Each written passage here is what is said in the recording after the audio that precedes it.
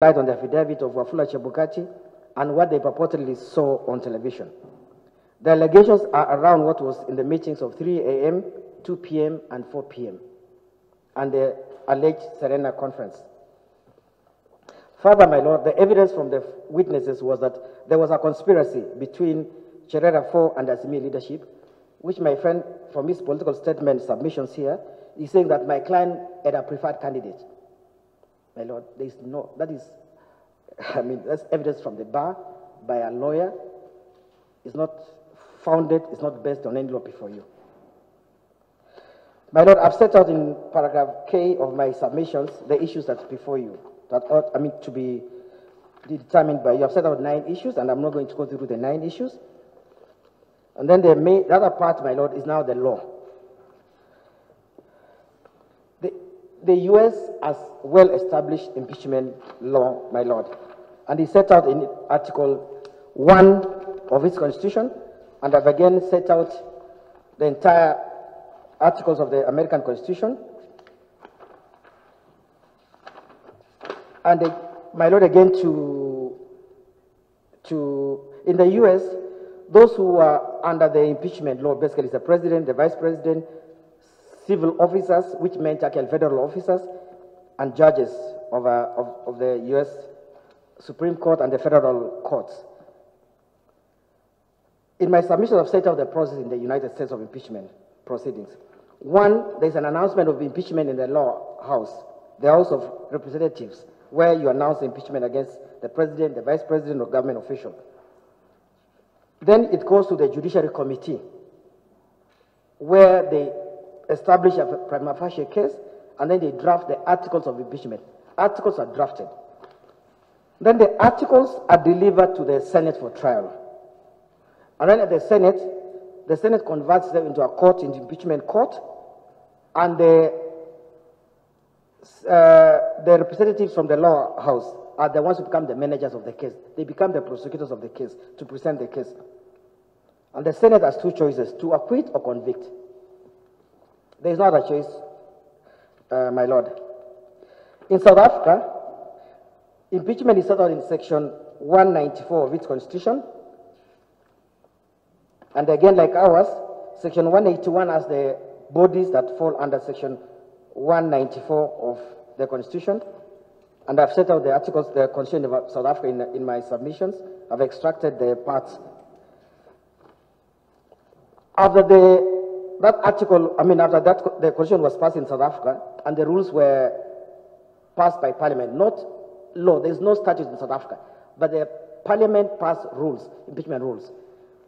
The rules were tested in the Constitutional Court in the case of the Speaker of the National Assembly versus Public Protector and others, and I've annexed the judgment of the Constitutional Court of South Africa. The court said that the rules intended to provide greater detail to guide members of the National Assembly.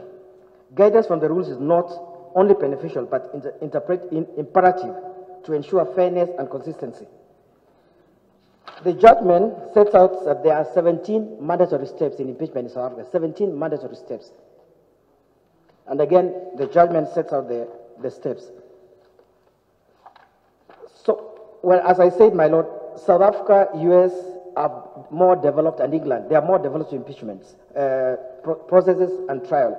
England stopped impeachment completely. England gave us impeachment and they moved on.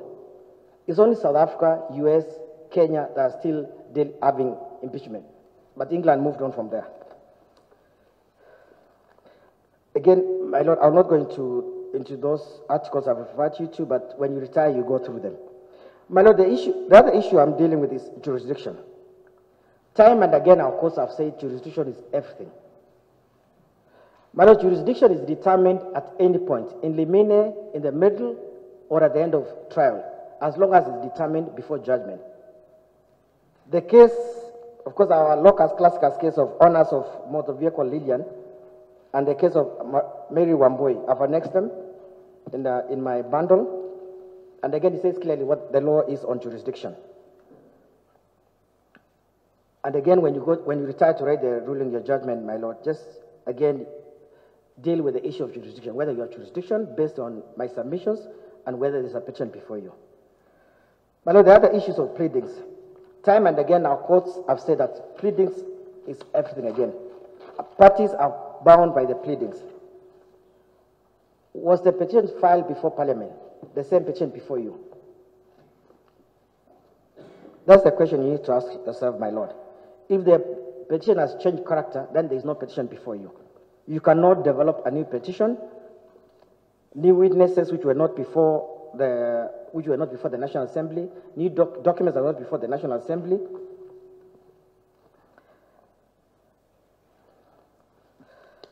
My Lord, the other issue I want you to deal with when you retire again is supremacy of the Supreme Court in presidential elections. Again, that's in Article 140 of our Constitution and Section 87 of our Elections Act. Again, I've referred you to various case law on that issue of supremacy of the Supreme Court and finality of Supreme Court when it comes to determining anything dealing with elections matters, presidential election matters.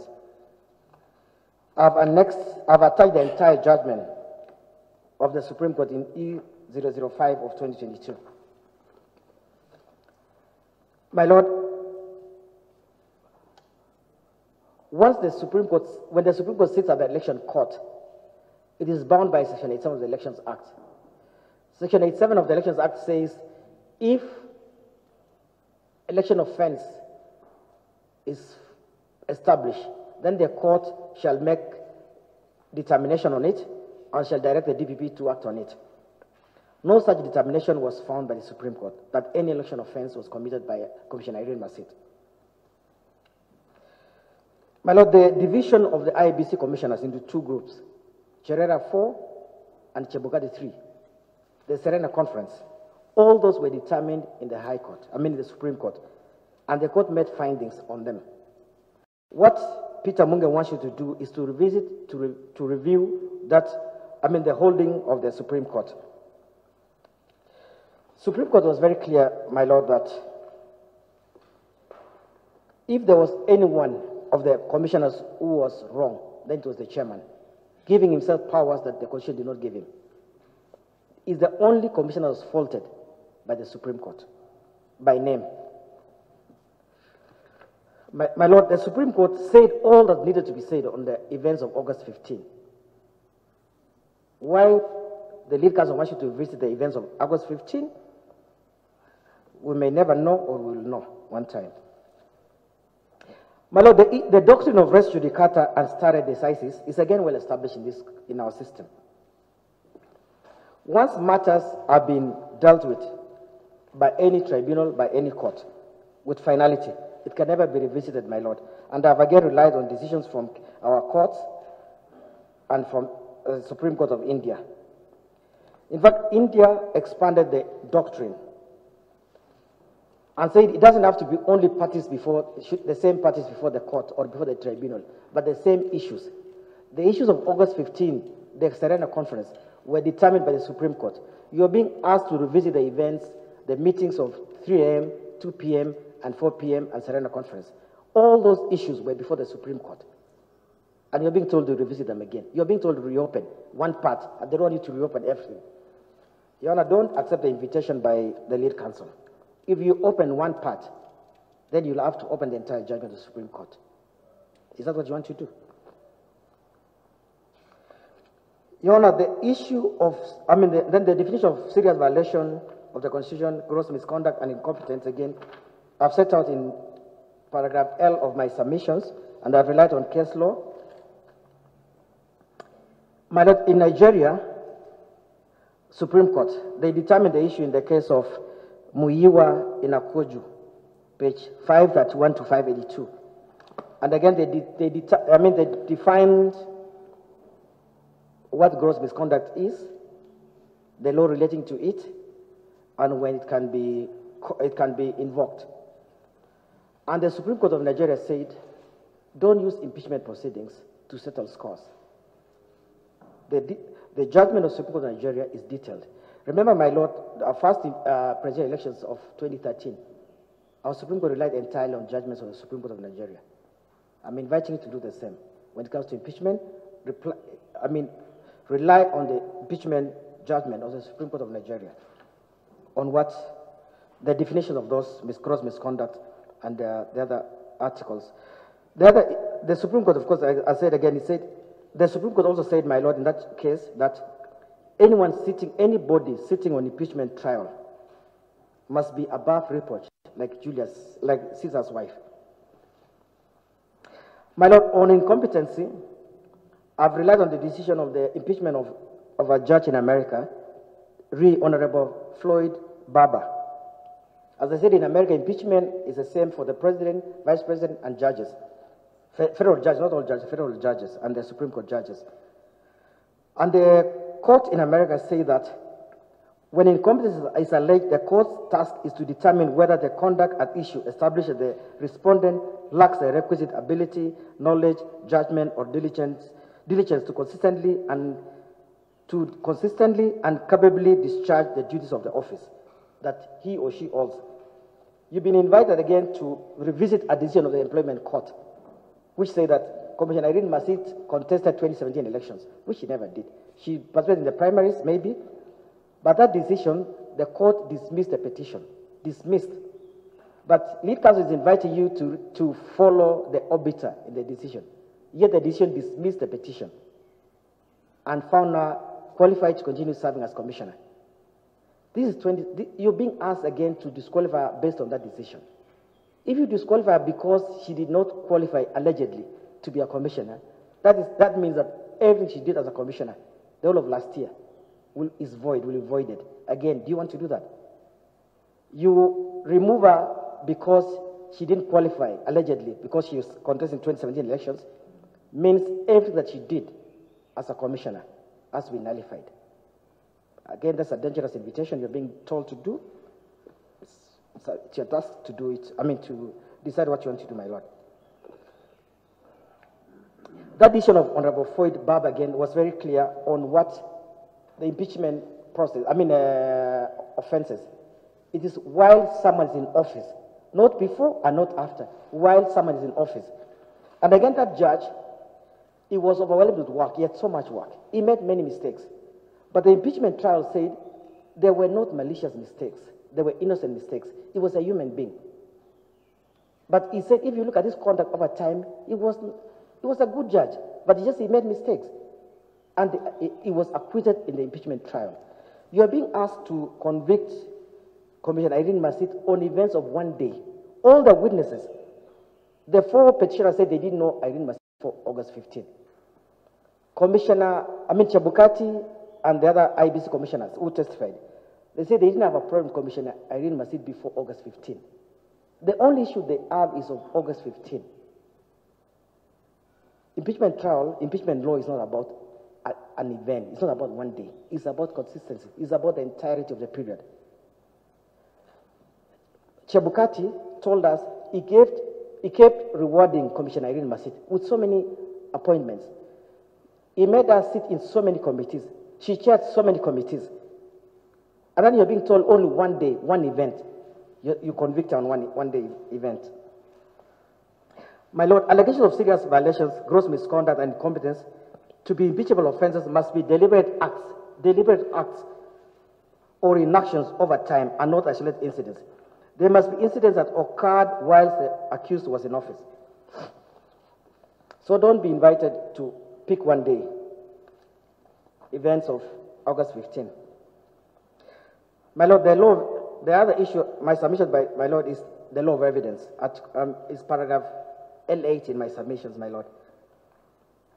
The entire evidence against Commissioner Irene Masit is based on paragraphs 62 and 73 of Wafula Chebukati's affidavit.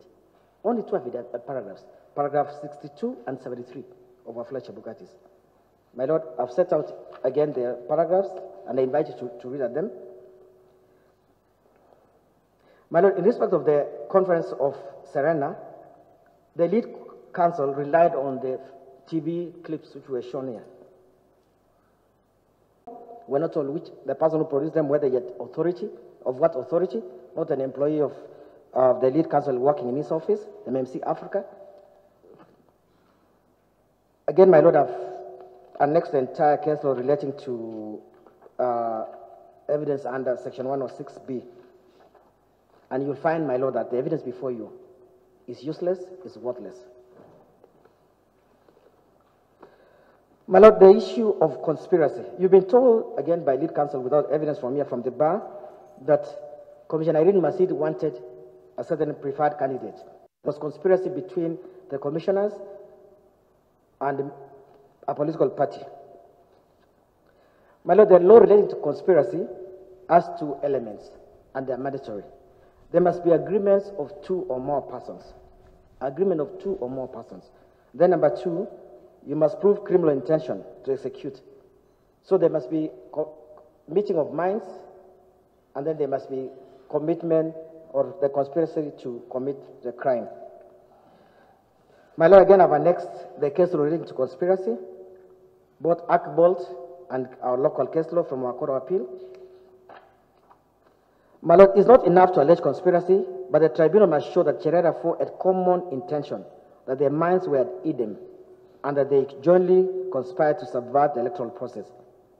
No evidence was shown whatsoever. No evidence was presented before you to show such conspiracy between Cherera 4 amongst themselves, or Cherera 4 and the Azimio leadership, whatever if it was Azimio they're referring to. In fact, the evidence was given, my Lord, that Commissioner Irene Masit and Commissioner Wanderi didn't like each other. Chebukati himself told us they didn't like each other, and they're supposed to have conspired. How do you conspire with someone you don't like? That's their own evidence. My Lord, I didn't get the evidence of Yaya and Serena until now. I don't get the evidence of Yaya and Serena. We're told Commissioner Irene Masit went in on August 15. No evidence was shown. We're never told what room she was staying in. We're never told when she came out. So we don't know if she went in and disappeared into Yaya Towers, Yaya Hotel. I didn't get the intention of the evidence of Yaya and Serena. My Lord, at best it's plain falsehood. I don't know the intention of that evidence. It's meaningless. It's of no evidential value. My Lord, burden of proof. You've been told burden of proof is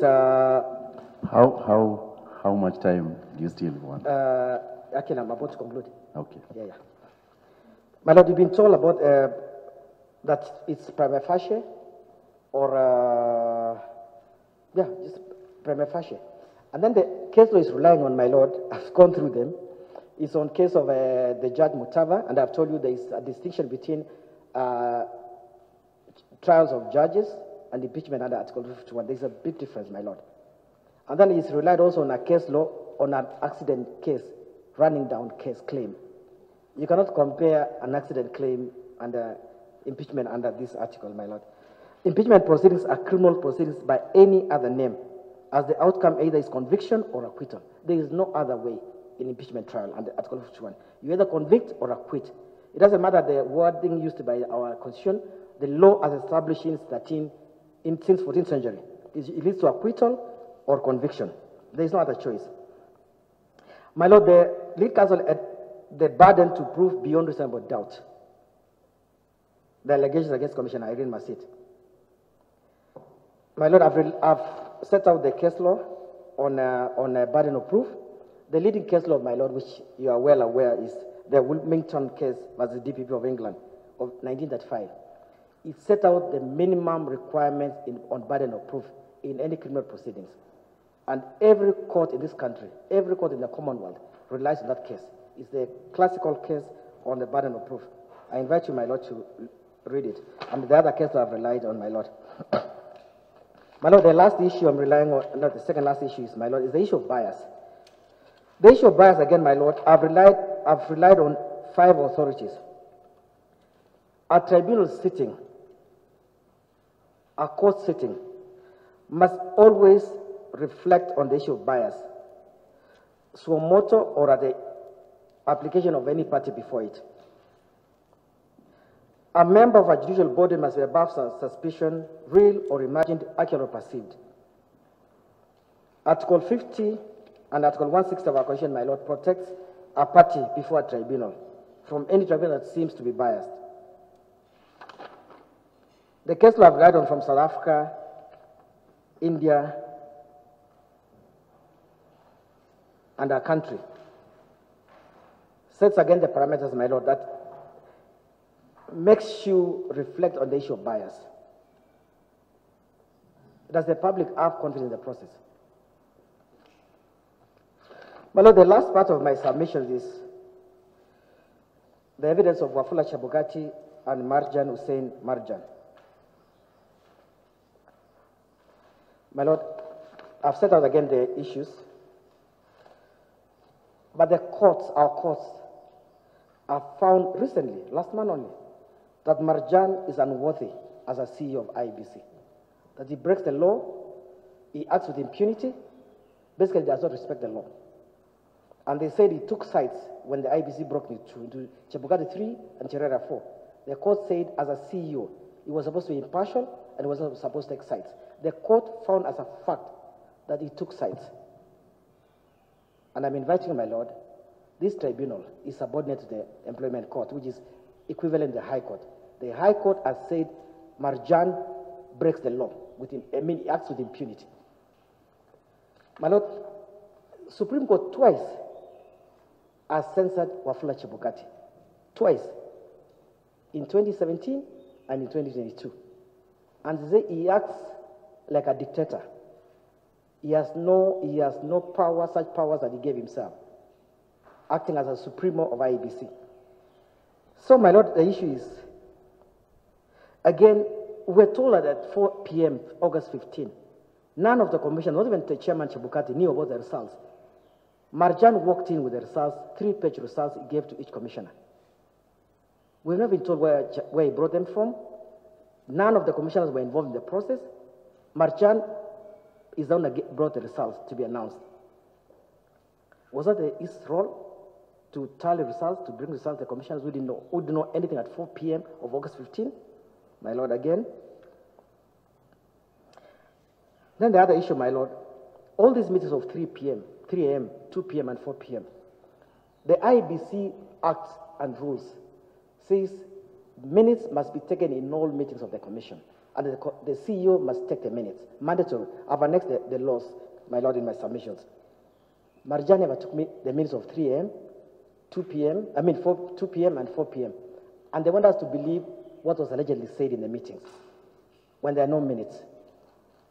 These are people who come before you telling you that Commissioner Masit violated the law, and then they violated the mandatory provisions of the law. They were supposed to take minutes, they never took the minutes.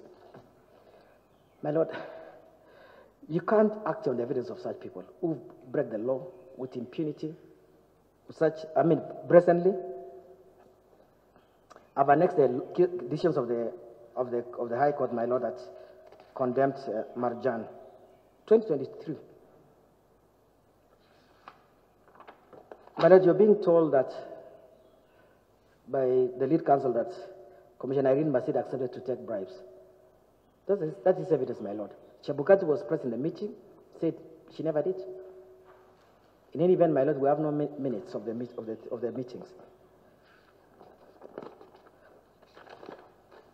My lord, in conclusion, my lord, my submissions are detailed.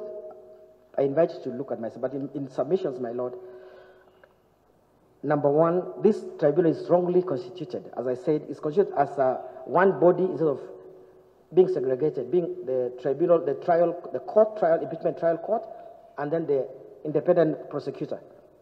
Here is one and the same thing, my lord. My lord, this tribunal again has misunderstood its mandate. As I said, it's supposed to be adversarial, but then you said it's inquisitorial, which is not the purpose of this tribunal. The tribunal, again, the lead counsel, instead of being an independent prosecutor, is part and parcel of this tribunal. My lord, there is no nexus between the petition filed in the National Assembly and this tribunal. Number 5, my lord, there is no chain of custody of transmittal documents. The documents from National Assembly to the president to this tribunal, there's never been evidence before this tribunal. We've never been told, because there must be a recommendation by the National Assembly that the commissioner be impeached or there be impeachment trial. Imagine we don't have that report before you, my lord. We've not been given. What we have before you is the report of the parliamentary committee. We don't have before you the actual parliamentary sitting that recommended her to be impeached. So there is no foundation, there is no substrata before this tribunal, my lord. You are being told to rely on the committee's report and not the parliamentary report, the parliamentary recommendation. That's what the Constitution says, parliamentary recommendation, not the committee's report. My lord, in the absence of articles of impeachment from the National Assembly, there is no substratum to this petition. The burden of proof was not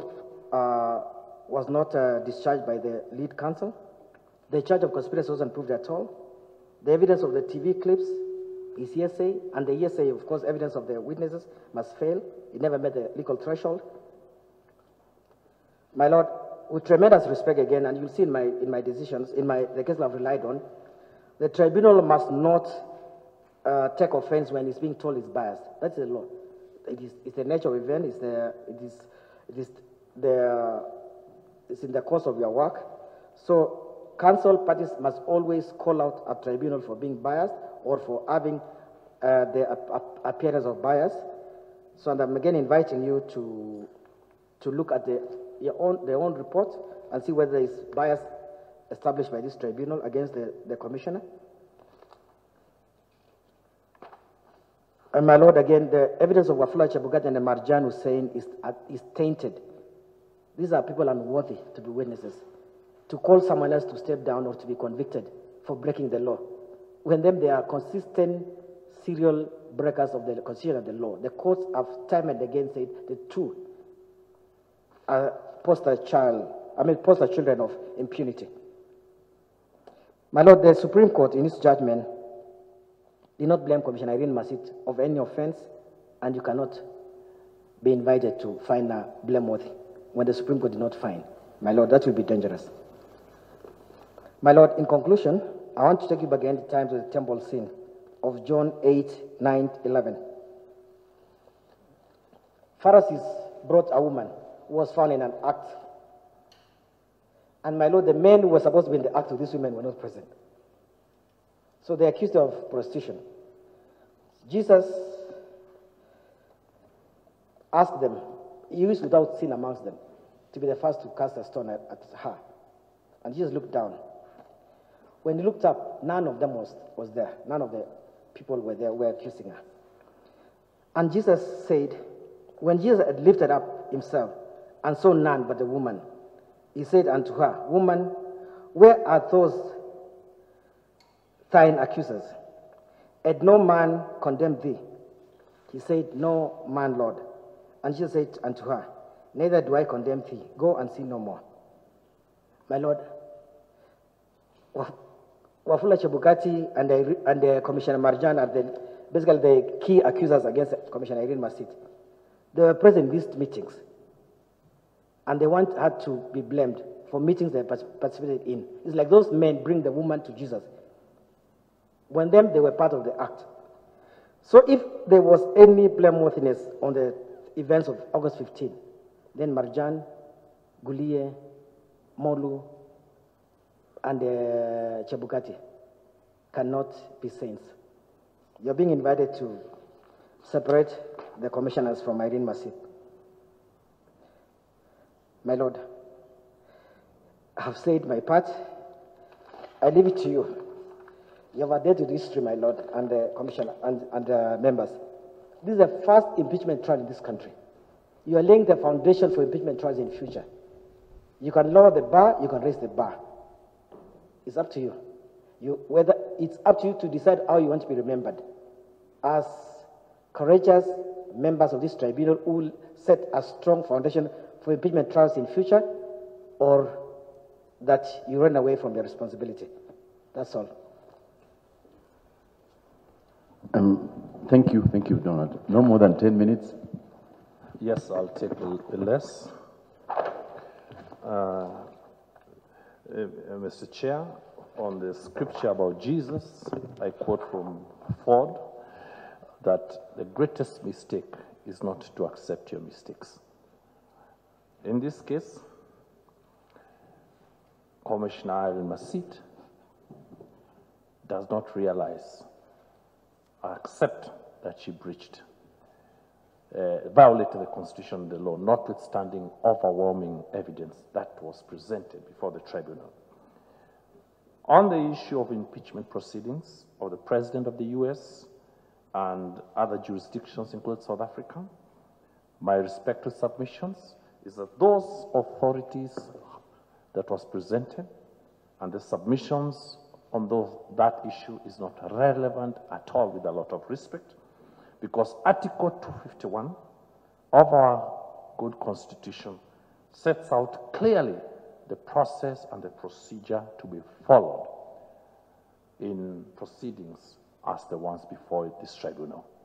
There's no evidence that there's any breach of the process set out by our Constitution. We cannot borrow from other jurisdictions when our own Constitution is expressed on the process and the procedure. Second issue, in the errors of the tribunal and whether the mandate is adversarial or inquisitorial, I submit again, Supreme Court settled that issue in the Mutava case. I urge the tribunal to adopt that position that settles that issue by the Apex Court. My learned friend's submissions is not supported by any law, and I submit that the jurisprudence is well established on that issue. I urge the tribunal to adopt the position by the Apex Court. Thirdly, the issue of res judicata and stare decisis, with respect, Mr. Chairman and members, the Supreme Court set out in page, I believe, 5 of its decision, petition number 5, and it set out 12 issues for determination. And those are the issues that were determined by the Supreme Court. A reading of all those issues with a toothpick is clear. None of them address the issue of removal of any of the commissioners of the IEBC pursuant to Article 251 of the Constitution. And therefore, that argument cannot stand in any way at all. Further, there is no evidence that has been presented to show that any court anywhere within this great republic addressed the issue of removal of the commissioner or any of the commissioners pursuant to Article 251 of the Constitution. And therefore, the issues before the Supreme Court are distinct from the issues that are before you. My Lord, there's the issue of the presidential results pathway. I've gone through the submissions on that issue, and I submit that, yes, he submits that there are 14 mandatory steps, and then submits from the bar that there was no compliance. My respective submissions, the issue of the validity of the elections, and the issue on whether IEBC followed the law, and thirdly, the issue of the validity of the results is not within the jurisdiction of this tribunal. Those were issues that were determined by the Supreme Court. And therefore, raising those issues before the tribunal is, with respect, misplaced submissions. As relate submissions on jurisdiction, Chairman and members, Part L3 at page 32 of the Commissioner's submissions, she addresses the issue of submission, on jurisdiction rather. A reading of that part, she only cites the law in respect of jurisdiction, but at no point has she made any submissions to show that the tribunal is working outside jurisdiction. And there is no evidence that was presented to demonstrate that this tribunal was working outside its jurisdiction as required by Article 251. And therefore, I submit that issue is misplaced. I not even quote the case of Mary Wamboi versus Peter Kingara. I had the privilege of arguing that case all the way to the Supreme Court. I'm well aware of the facts of that case. those facts are distinct and not relevant before this tribunal. Mr. Chair and members, looking at page 36 of the submissions, and which my learned friend has also made arguments on this morning, and on these arguments, he purports, or the inference from the argument of the submissions is there is an attack on this tribunal. And this first attack, and you notice even in the submission, they say that, that the Supreme Court and those sitting in impeachment must be above reproach like Caesar's wife. And we are aware on the day the last witness, my colleague purported or attempted to attack the tribunal or members.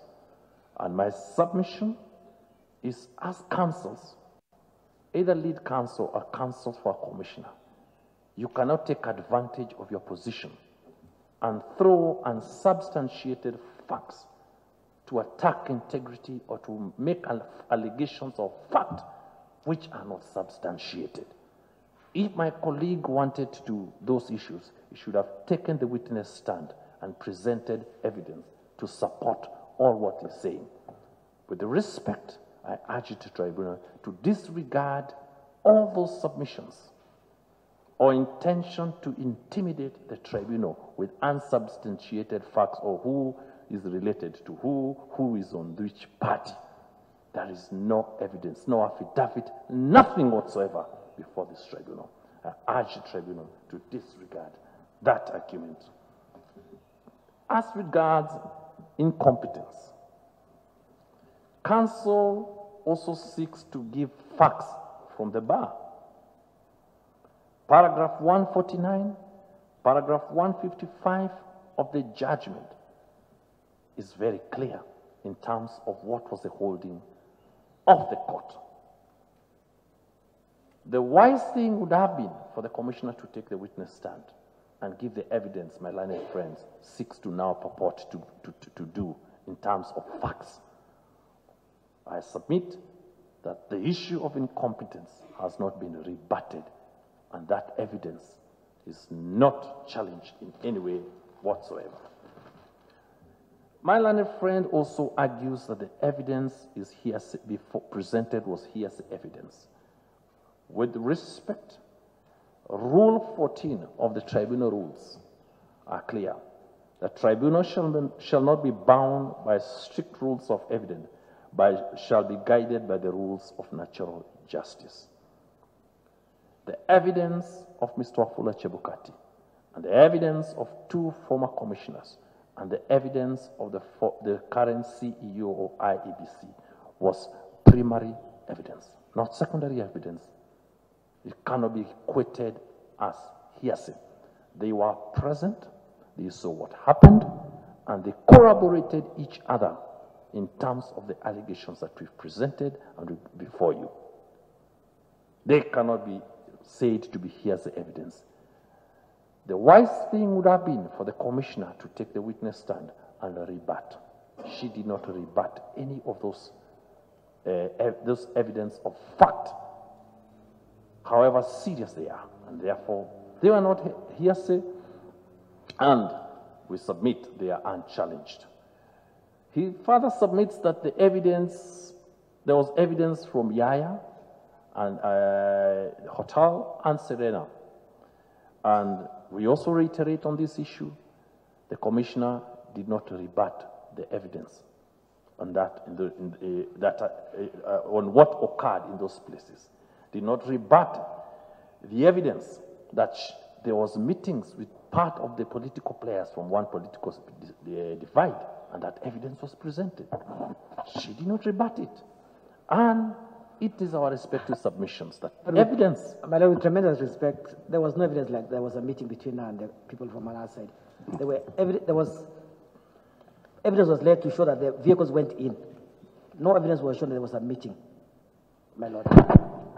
My lord, Mr. Chair and members, there is evidence that specific people who are aligned to one political divide, and there's clear evidence on that, went to the rooms where the commissioner and others were staying. She did not rebut that evidence. She did not rebut it. And therefore, that evidence is unchallenged. The Article 81, Roman 5, provides the principles, and those principles are applicable. One is impartiality and neutrality. Your time. Very well. I'm just ending. Two more. We submit that evidence shows clearly breach of Article 81.5. Second last, there is an attack on the good CEO, Mr. Amarjan. I submit with respect, it's very regrettable for such an attack to come from council. That attack ought to have been through evidence by the commissioner, not council. I urge the commission, the members, to disregard that attack. Lastly, as it is my humble submissions that there is overwhelming evidence to prove 3 of the grounds for removal of Commissioner Irene Masit under Article 251(1) of the Constitution. My Lord, Mr. Chair and members, I'd wish to lastly quote Numbers 32:23, where it says, "Be sure your sin will find you out." In this case, Commissioner Irene Masit was called out by her colleagues, commissioners and chair. Her sins found her out, and she opted not to challenge it at all to be a commissioner of an independent commission, as is IEBC. And we rest our case. Thank you.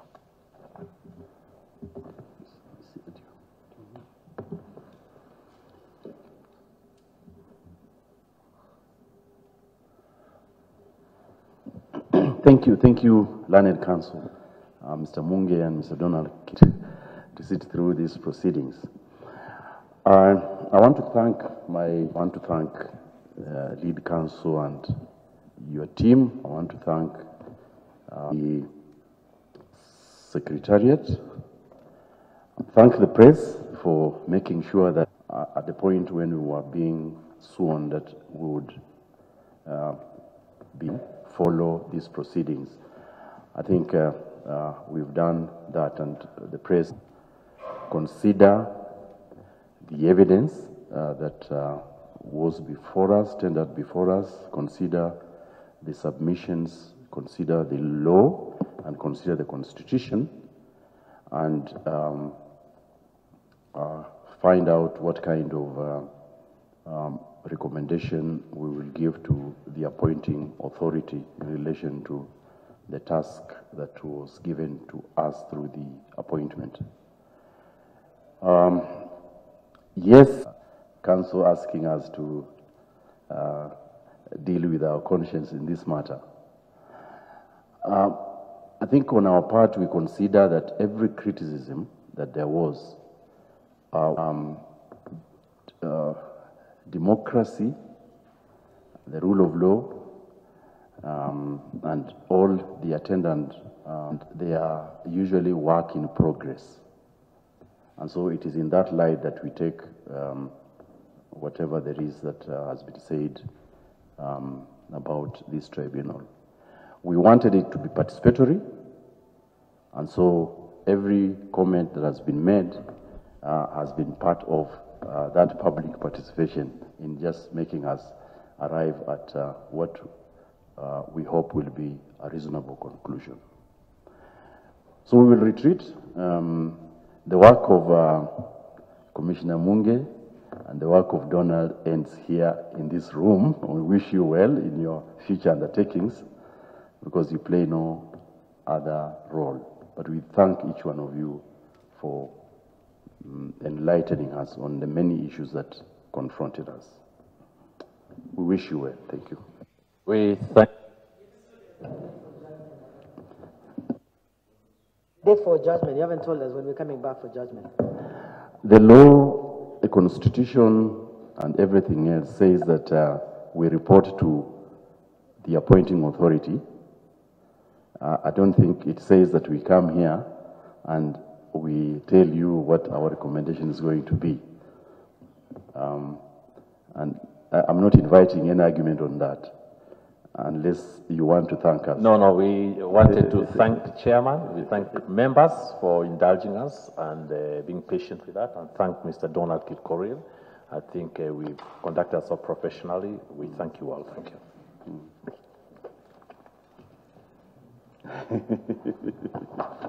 My Lord, I have nothing further to comment, but I was just saying that, as I said again, this being the first impeachment trial, my understanding was that it can be done concurrently. I mean, reading the judgment in public and giving the president is concurrent, but that's my understanding, so maybe I misunderstood. I thank the tribunal members again for sitting through these proceedings, and of course, thank Peter for being supportive whenever I needed support from the tribunal for documents and other things. I appreciate it. Thank you. Thank you.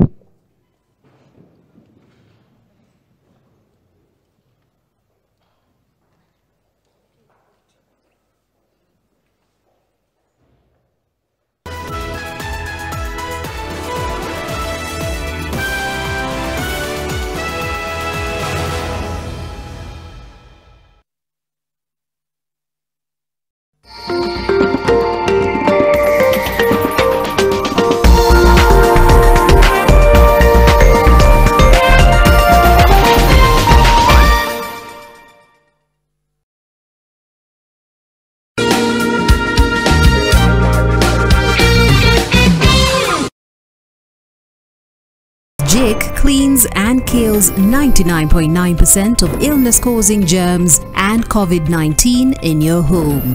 Jik, your family's guardian against germs and COVID-19.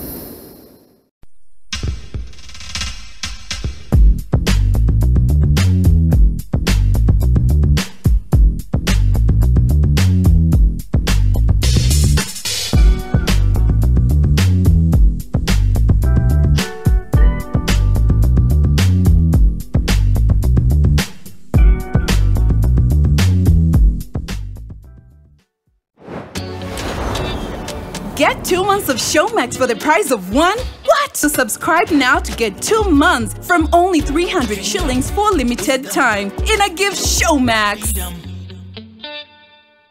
Can we talk for a moment? It's impossible at this time, and I don't give out patient information, as it is confidential. What is this? So now you come here to ask about my health? Have you talked to them? I feel somewhat jealous. I hope you're right. Yes,